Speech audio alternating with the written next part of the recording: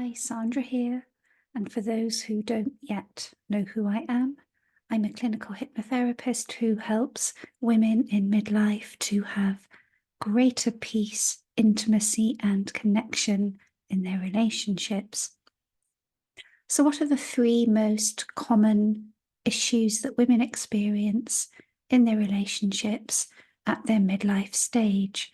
And by midlife, I mean the age around 40 to 65. So, number one, outgrowing your partner or your spouse. So, do you feel like you are changing, maybe as a result of the menopause, and realizing that this change is not necessarily negative?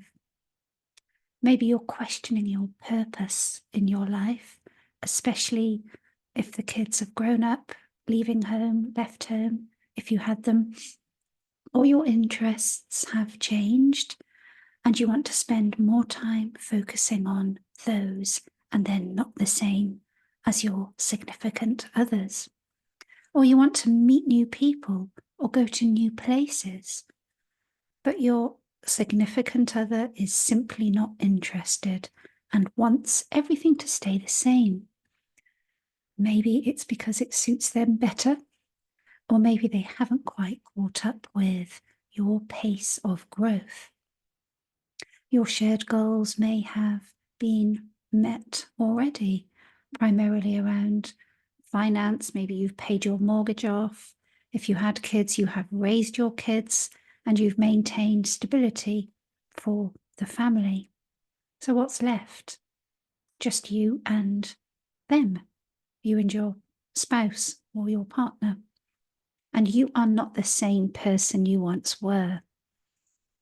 And this can be so hard for the other partner to accept, especially if they are not matching your pace. And this can be in the reverse too, of course. You might find that your spouse or partner is outgrowing you.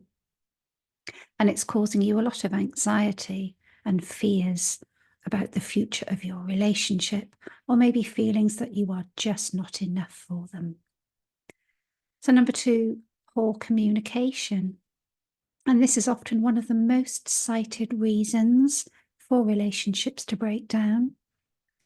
And you might really want to express how you're feeling, what you need, and maybe why you feel resentful or angry or whatever.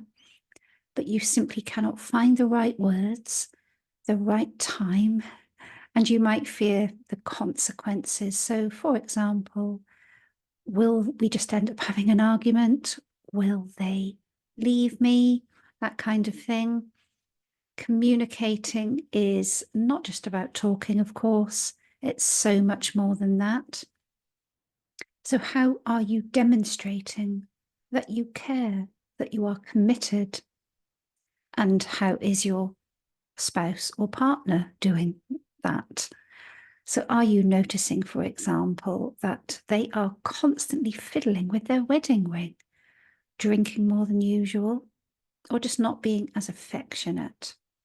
It's so easy to read things into changing behaviours and just feel too scared to put these into words.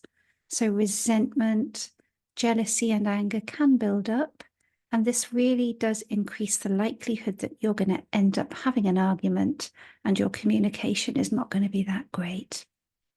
And number three, here's the biggie, lack of intimacy and sex. And more often than not, the elephant in the room, especially as we grow older. And of course, it's very normal to have less energy, to be stressed out about other things, and of course, to experience hormonal fluctuation and decline as we go into the menopause years.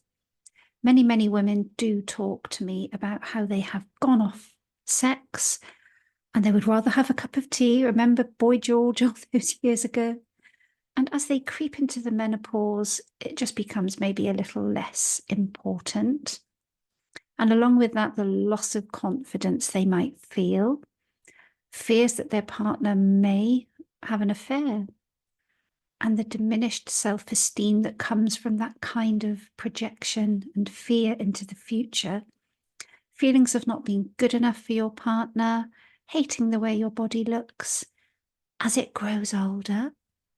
And as your needs change, you and your partner may be lucky enough to change together, to grow together. We all slow down. But as the menopause can often lead to feelings of not really wanting to be intimate, so the feelings of pressure and guilt can run alongside that if we are constantly saying no to sex. But does this have to spell the end of your relationship or your marriage? Believe it or not, it really doesn't. And I'm going to come back tomorrow with some tips, some handy hints